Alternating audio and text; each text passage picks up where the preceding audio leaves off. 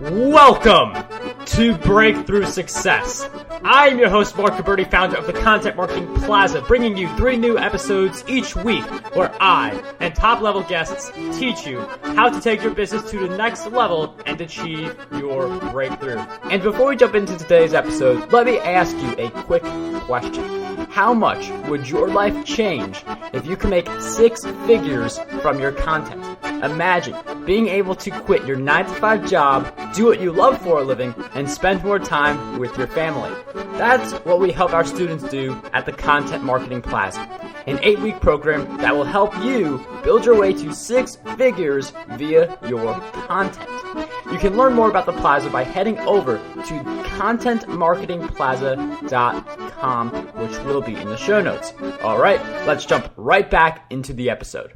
There are so many different ways to generate revenue, but when we're thinking about 6-figure potential, there are just fewer ways to make that happen. But one of the methods that has proven time and time again to work is drop shipping. So if you're wondering how exactly do I make 6 figures from drop shipping, what even is drop shipping, we are going to explore all of that in today's episode. So today's guest, he is the founder of the Dropship Lifestyle course, which Shopify voted as the best e-commerce course.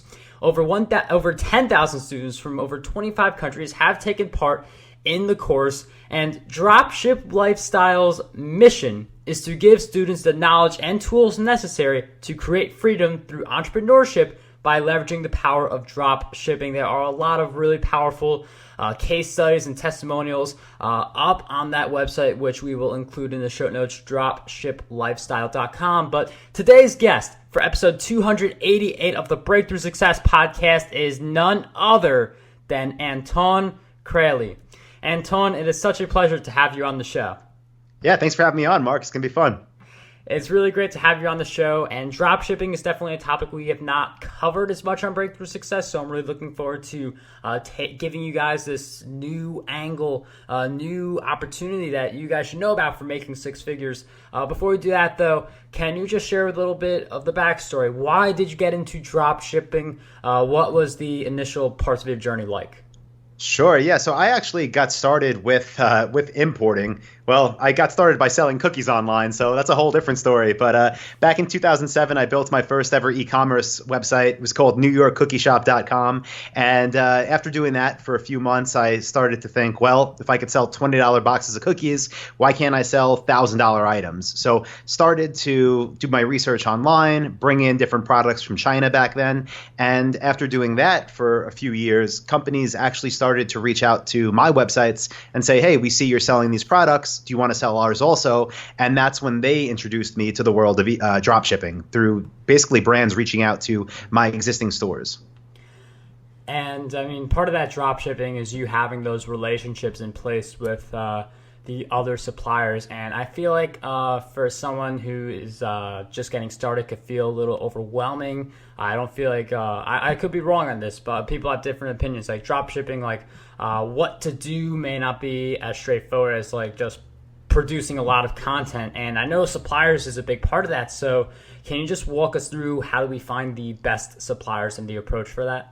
Definitely, yeah, because drop shipping really is it's a very high level term. It's a very broad term. So probably the same as content marketing, right? There could be a lot of different things to do within content marketing. And with drop shipping, it's the same thing. All it really means is basically someone is fulfilling orders for your business. So even if you sold something on Craigslist, and let's just say I listed a desk on Craigslist, and then the person said, okay, I want to buy this. And I said, okay, my neighbor's going to deliver it to you. Technically, that would be drop shipping. And what you find a lot of now, if you're going on Google and looking up drop shipping or going on YouTube and looking up drop shipping, you're finding a lot of people talking about it as if the only way to do it is to find products for cheap from China and then, put up a Shopify store, make a bunch of Facebook ads and sell products that way. And while that still is drop shipping, in my opinion, that is not a sustainable strategy, especially now with how things are happening with tariffs, but even before that. So, when it comes comes to suppliers, who are the good ones and how to get those relationships, the companies you want to work with are ones that they don't call themselves dropshippers. They're different companies that focus on making great products and then looking for companies like us and like other online retailers to bring them sales. So an example would be if I wanted to sell stand-up desks, I wouldn't just go online and look up dropship stand-up desks, because that's even though it makes sense logically, that's the total wrong way to do it. Instead, I'd want to go online and look for things like best stand-up desks and stand-up desk manufacturers, and from there, I would reach out to those companies and try to sell their products. So basically, to be a retailer for other companies that are already making really high-quality items. And that is a really interesting approach where, I mean, I've heard a lot of this has a strong focus on buying stuff in China really cheap. Like that is a theme that I've gotten. Now, I haven't done any drop shipping, so you're like, this is coming from a complete newbie, doesn't really know much about drop shipping, but that is the thing I've heard a lot. Yes. That approach. So it's interesting you mentioned reach out to these quality manufacturers and see what you can do with those people. So definitely something really interesting. I'm sure Google search can really help you there. But how exactly does this scale up to 6 figures? And I mean, you mentioned without Facebook ads. So how does this turn into 6 figures, and how do we get those people? So it actually scales up relatively fast once you figure things out in terms of traffic. And reason being is something else that we focus on at Dropship Lifestyle and with our stores is selling these more expensive products. So our average order value for most of our stores is over $1,000, and that adds up fast. So where it used to be, I would sell boxes of cookies online and again make $20 gross profit per sale or revenue. It would take a long time to hit big numbers, but then as we shifted kind of more and more upstream, you get 3 sales a day with a website with an average order value of $1,000. Only 3 orders a day, you're already well over 7 figures in revenue for the year.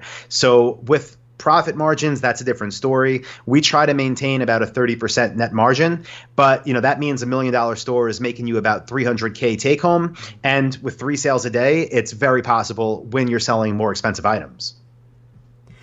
And it's really interesting you mentioned that price difference. And I feel like that's something where it doesn't matter if you're thinking about drop shipping or something else. The moment you raise that price point, you go from selling $20 courses to $1,000 courses. It becomes easier for you to hit all of your income goals because of the fact that you're just simply charging more for a product. And in drop shipping, it means like creating a completely different product, and content marketing, it can mean significantly buffing one of your products. So there are a lot of different ways to reach that goal, but just having that higher price point is definitely going to make the math a lot easier for you.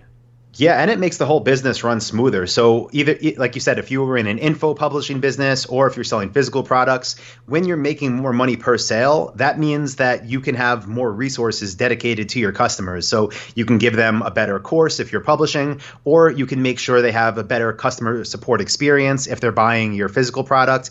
And it allows you to do things like bring on virtual assistants or pay for pieces of software that help to automate certain parts of your business. So it just changes everything. When you're working on making a few bucks net profit per sale, it's very hard to give customers something of value. And the only reason companies still can do it is because the ones that do it successfully just do it at massive scale. But for the solopreneur or the person with a small team, it's really like a dream that's not often achieved. So you definitely want to have enough room to actually earn money per sale, no matter what it is you're offering.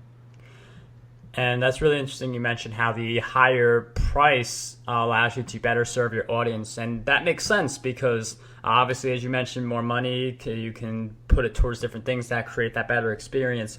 You mentioned automation, which I feel like is a big buzzword. A lot of people, when they get into any kind of business, especially online now, they really want to automate as much of it as possible. And I don't believe in full automation. I don't believe you can truly automate something from start to finish, but what are some of the ways that we can automate a little bit of the drop shipping to make it take less time for us and still get the results we want need? Yeah. And I 100% agree with that. You definitely hear all the time, especially with the people that are, talking to a very beginner level audience. You hear people say that, oh yeah, you can set this up once and make money for life. That's a pipe dream also. But you can get it usually to the point where any task, and this is the way I think about it, any task in your business that has to happen over and over and over, and that happens in a very similar way over and over and over, those can typically be automated. Now, the way that we automate, the first way is ideally to find a tool that already exists online. So that could be with our email marketing. We use a tool for Shopify called Klaviyo, and that does all of our email marketing for us, and that's automated. We use different tools through Zapier.com, which can get a little more advanced. So I guess it wouldn't make sense to go too deep into it. But with that, we do things like have abandoned cart automations. We have order tracking automations for our customers. We have content distribution automations. So when we publish new content to our blogs, it's automatically getting shared across all of our social platforms in a way that looks native to them. When we have custom order quotes on our websites come in, those automatically get sent to us via a private message on Slack so we can respond to the customer right away. So little things like that, you can, again, something that happens over and over, you can use these tools that just make it happen on autopilot. Now, for the things that change and the things that require a human, that's where instead of automation, we lean towards outsourcing. So those are things like, okay, customer calls in and says, hi, my order number is 12345. I placed my order 3 days ago. Where is it? You can't automate that, but you can have someone on your team that answers phones or that calls people back for 4 hours a day or whatever it is. So same thing with live chat. There are chatbots now. We've tried them and we've never had as good of experience as you could have with a human. So for those, we still have one of our virtual assistants that handles our chat. So you kind of have to look at the task on a task-by-task basis. And the more it happens, the more often, the more frequently, and the more similar it looks, that's when you move to automate. And then if it does change and there's too many variables, you can get some really good people. We use onlinejobs.ph for our virtual assistants, and we found some really good talent there. That's definitely something I recommend too, onlinejobs.ph. I definitely use them anytime that I need to find an assistant to help me with a certain repetitive task that comes my way. Definitely recommend them. All those links will be in the show notes, marketberry.com/E288. And I mean, you mentioned the $1,000 product. You're selling these products that are a little more high end than, say, like your box of cookies, as you referenced earlier. But just because you have a high-priced product, obviously, doesn't mean it's going to sell. So how do you find the right niches so that you have this product that sells at a high price, you're able to get sales, but the margin also looks good? Mm-hmm. So there's a few different things we look for. A lot of my process is research before you even try to sell anything, because there's no point in doing the work if it's not going to work. But some things that I'll just give you some easy wins. When we're looking into different product types, we're trying to find things that really the customer has no brand loyalty to. So an example I give, like in Dropship Lifestyle, would be, if someone hears I should sell expensive products, maybe they think, okay, I should sell tablets because people buy tablets. And they look down and they have an iPad and they think, oh, I could sell iPads or Samsung tablets or the Microsoft Surface. And then the problem with that is that industry, right, that niche of tablets, people have brand loyalty. And because companies spend billions of dollars on marketing certain types, that's not an industry that would work. So an example of an expensive product that people don't care what name is on it would be even, let's just say like a chandelier, like a big lighting fixture. If someone moves into a new house, they see their chandelier looks old, they want a new one. They don't have like, I need an Apple chandelier or a Microsoft chandelier. They just want, they want a certain size, color, amount of bulbs. So that would make the start of a good product type, something they can go on Google, find something that looks good, they'll buy it. Beyond that, with margins, which is super important, we look for suppliers who enforce what are known as minimum advertised price policies, MAP, so minimum advertised price. There are basically any legitimate supplier will have these in place. And the way that works is they say, okay, Anton, you're selling this product, MAP is $1,000. And then they say, okay, Mark, you want to sell it too? MAP is $1,000. And then 10 other people sell it. No one can list it for less than $1,000. And what's good about that is it locks in that profit margin. and it also protects the brand's value. But that's how our profits are pretty much guaranteed. Like, we don't have to make up pricing because we sell it for what the supplier says to sell it for, and so does everybody else. So from there, our job is to do better at getting traffic, and then do better at getting the traffic, the visitors, to choose us rather than our competitors. And that traffic is definitely something very important, because you can have this really great product, you can be in the right niche, but you have a lot of people selling it. So traffic definitely being something very important. We're going to talk about that very soon, but we got a quick message for you, so we will be right back. One of the gifts of hosting the Breakthrough Success podcast and creating the content that I do is the ability to impact people as an influencer.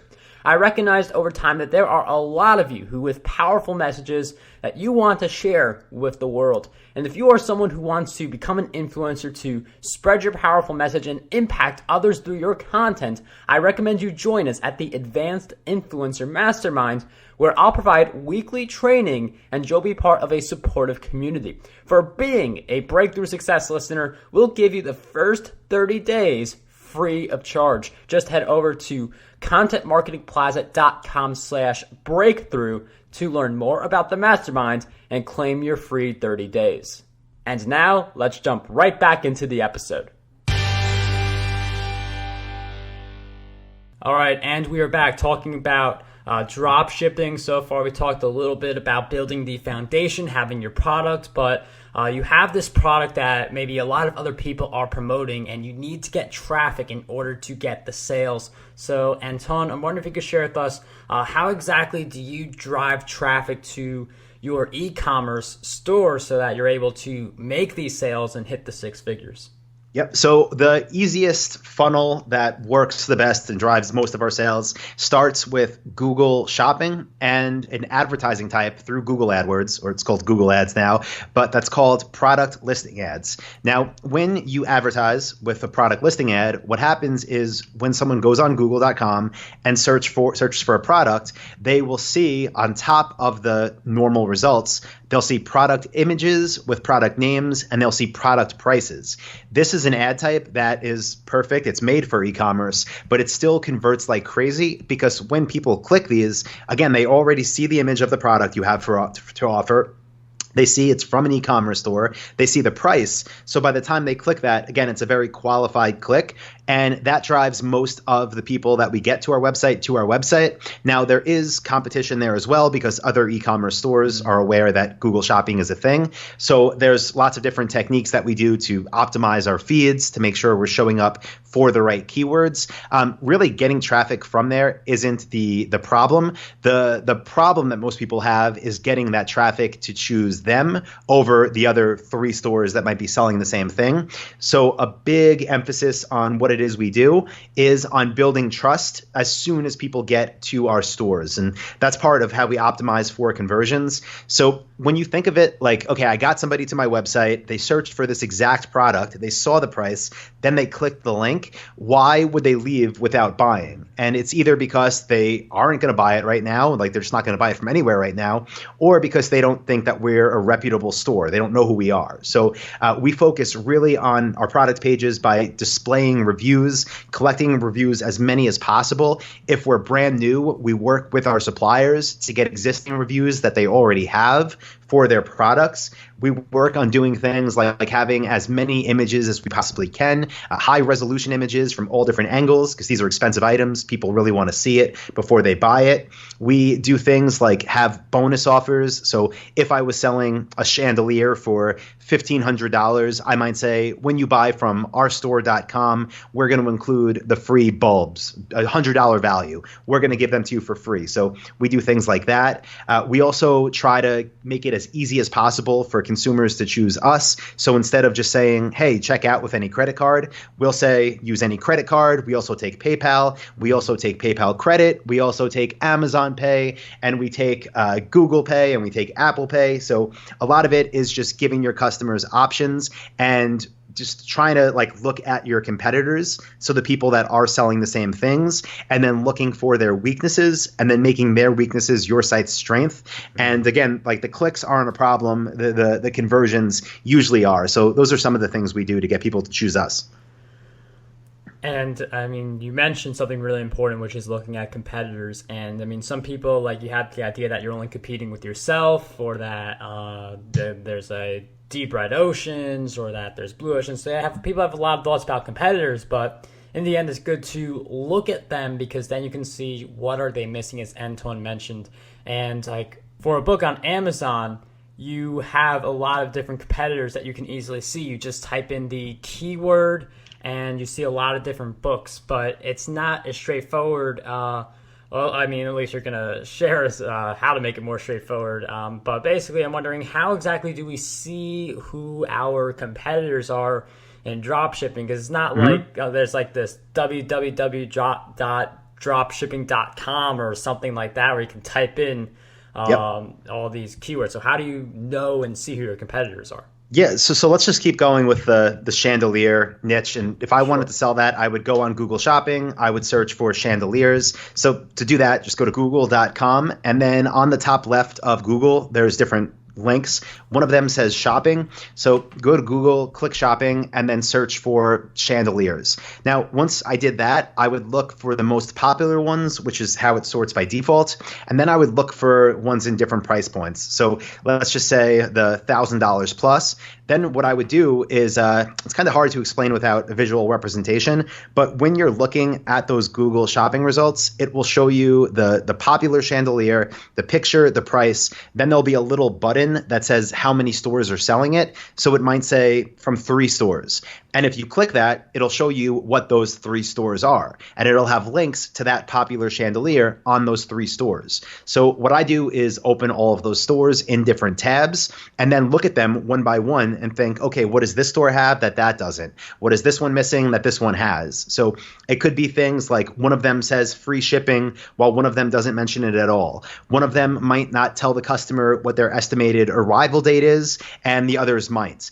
Maybe they all only have one low resolution image. Maybe they're all using the stock description for the product description that the supplier sent them, where I could easily rewrite it and make it something much more unique and something that sells the product rather than that just list facts about it. So those are the type of things we're doing. Again, google.com, since that's where we get our traffic, is really our friend for finding the other people that are selling these things. And I mean, it's really, again, really good that you mentioned that competitive analysis where you are looking for those opportunities like free shipping or certain information that other competitors aren't mentioning.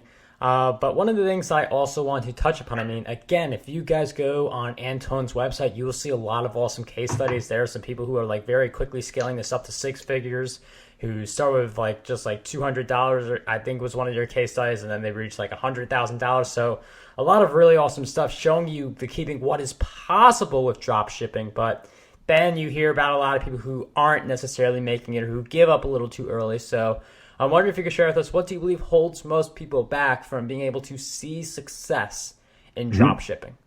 Yeah, well, assuming that you're following something that works, right? Because I really don't think that the whole drop shipping from China method, like even if you did everything right, I don't know, I would still say chances are it's not going to last. So you might have like a quick little spurt of success. But as far as like if you have the system, right, you have a system to follow and it's proven to work, which I do believe that's what dropship lifestyle is. The reason I think some people just kind of sign up and give up versus people that you said, start with $200 and build something huge for themselves. It's all about discipline, personal discipline, and being able to delay gratification and do work while you're not getting paid. And that sounds crazy, but most people that want to start a business, especially like, building an e-commerce store, they come to us when they've never tried this, right? They've never not just built an e-commerce store, but they've worked a 9 to 5 their whole life, or they've worked a 8 to 6 their whole life. And then what happens is they go to that job, and then I'm basically telling them as their mentor, listen, when you get home, put in an hour a night. Then on your weekends, put in 8 hours a day until this becomes something. And I know that's a huge ask because people, again, they're exhausted at the end of the day. But if you're really, and then I'm asking them to put in that time to build their own store, well, they're not getting paid, right? Like you do the work up front to get the benefits later, but it's hard. I mean, and I get it. Like, not that I don't have sympathy for these people, but the people that don't get results and the people that aren't successful, it's not because they really made an effort and then failed, it's because they came home and after a few nights of learning the systems, they thought, oh, a new series is on Netflix and I'm exhausted. Let me just take this night off. And then fast forward 6 months later, what's dropship lifestyle or what's drop shipping? You know, they forgot about it. So that's the key, I think, not just to this, but to anything in life. Like it's hard. It's hard to put in the time and delay gratification. And that is a really powerful angle to look at things, because you have a lot of people who they will come home and they will want to watch that Netflix series. They will want to just do something else other than drop shipping. And I mean, I know you've helped a lot of people in this area. What do you think? Like, what do you think is the difference between people who say, like, forget this, I'm going to watch Netflix and then be where I am a month later, and the people who say, okay, I'm home, I'm exhausted, but I'm going to really give this drop shipping thing my best effort? What do you believe is the difference between those two? I think it's when people really understand why they're doing this and what they want out of it. And one thing that I never thought would be true, but I've seen over and over through the years, is a lot of our really big success stories. When they start this, like, not only are some of them, you know, broke, some of them are in debt, some of them are like desperate. And those are people that if they normally asked me, should I do this? I would say no. I'd be like, listen, get a job, get your stuff together, then do this. But I think because those people have that need, you know, it's like this has to work. They do the work. I think I don't want to say you have to be broke or desperate to build something of value, but I think that motivation definitely helps people. And just in that same line of thinking, I think whenever people really understand why they're doing this, whether it's because, you know, they don't just not like their job, but maybe they are, you know, I don't know, severely underpaid at work, and maybe they are like mentally or whatever, verbally abused by a manager or something, and like they have this strong why of like, I need to do this, then those are the type of things that can help people push through. But just saying, I want to make some extra money, I don't think anybody can have that as their why and then sit down and make it happen. You need to really understand what you want out of this and why you want it.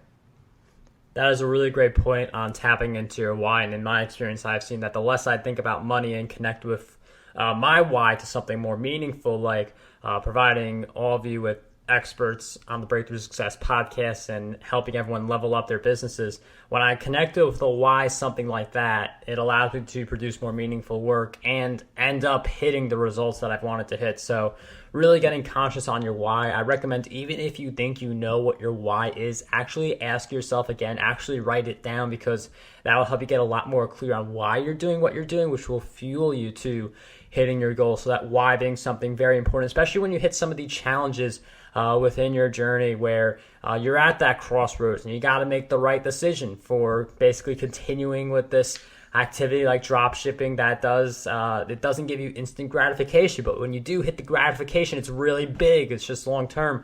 But with challenges in mind, Anton, I'm wondering if you could share with us one big challenge you faced in your journey and a powerful lesson you learned during that challenge. Yeah, I mean, there's been so many. One thing that like still scares me to this day. When I first started to get into higher ticket products, I still, you know, I was young. I was at that time, maybe I was still 21, maybe I was 22, and you know, was making money from my stores, but also was not by any means like having a safety net or any type of, you know, big amount of cash in the bank. And when I got into high ticket products and started selling more and more expensive ones, did the same thing we're doing now, where we accept credit cards and we also accept PayPal. And what happened with PayPal is once we got about, it was over $50,000 or so that was in our account, got an email from them one day saying, hey, your business doesn't really have a history. This is a lot of money, so we're going to hold it for 6 months. Wow. And yeah, that freaked me out because, you know, that money, part of it was going to be used to fulfill orders. That was when I was still importing, so I had containers coming in from China and did not have enough cash on my own to float this type of thing. So the lesson that I learned back then was really don't put I don't want to say don't trust PayPal, but, you know, don't put all your eggs in one basket. And like, that's something I could have avoided by withdrawing it from there, putting it in my bank account earlier on. So now, you know, we are more cautious with money. And since then, been lucky enough to have success and have cash reserves, but just have to be really careful because the saying cash is king is true. So know where your cash is and know if you can get access to it or not, or else it could be really scary and stressful. That is a really interesting point, knowing exactly where your cash is, because, I mean, if you don't manage it, then you're going to end up feeling like you're doing a good job. Like if you're running a business that brings in a lot of gross, like you're going to feel like you're doing a good job, but maybe your net is negative. I mean, there are people who they gross 300, but they net negative 100. So, you want to know where your money is. That's a very powerful lesson. And another powerful thing I feel like we should all be doing is reading books, because by reading books, we can really educate ourselves on many things. And also, that's going to motivate us and really help us to go to the next level. You hear the phrase leaders are readers over and over again. So with that in mind, Anton, I wonder if you could share with us 3 books that you believe will have a positive impact on us. Oh man, I mean, there's so many. Like the ones people probably read already, but the ones that had the most profound impact on me when I was younger. This is going back like 12 or 13 years. Rich Dad, Poor Dad totally changed the way I thought about money. And then The 4-Hour Work Week is the book that introduced me to e-commerce. Since then, some books that I've read more recently that have definitely helped and that I kind of always circle back to. One would be Ready, Fire, Aim. I just love the concepts that are taught in that book. And what's another good one that I've had recently? I think it's called The Big Four. I should Google that to see if that's the right name. The Big Four book. I think I know it's The Four by Scott Galloway. Yeah. That was a great book as well. Well, Anton, thank you for sharing those great book recommendations. Those will all be in the show notes, markgilberti.com/E288. We will also throw in Podcast Domination in there for anyone looking to launch, grow, and monetize their very own show. That will be at markgilberti.com/PD. And before we wrap up this episode, Anton, I've asked you several questions throughout our time together, but what do you believe is one question that we need to be asking ourselves more often? Honestly, I think no matter what level of success people are at, they should always take a look and think, not only like take a day of reflection, whether it be every 2 weeks, every month, and ask yourself, am I where I want to be? And more importantly, where do I want to be? Write down where you want to be, whether that be a location, a home, an apartment, whether that be the other side of the world, whether that be in any type of relationship. Know where you want to be going, and then check in on yourself and ask yourself, am I moving that direction? Or else it's really easy to get caught up in things and wake up one day and think, what's going on here? Anton, thank you for coming on the Breakthrough Success podcast, sharing all of your great insights about drop shipping. For anyone who wants to learn more about Anton, head over to dropshiplifestyle.com. Again, really powerful case studies and testimonials from some of his past students now going on to make 6 figures. So a lot of awesome stuff there. Anton, is there anything else you want us to know about where we can find you on the web before we conclude this episode? Yeah, I mean, basically all our stuff is linked up off there. I do have a podcast that's me basically just ranting about random things happening in our business, and that's at ecommercelifestyle.com if anyone wants to check that out. Anton, thank you so much for coming on the show and sharing all of your great insights with us. It was such a pleasure to have you on Breakthrough Success. Yeah, thank you for having me, Mark. Want to dominate the podcasting industry? Now you can with your free copy of my book, Podcast Domination. You'll learn how to launch, grow, and monetize your very own show. And whether you are a beginner or an expert, this book has a lot of golden nuggets for you. We'll cover the cost of producing this book. All we ask is that you cover the shipping. To get your copy, head over to markgilberti.com/PD.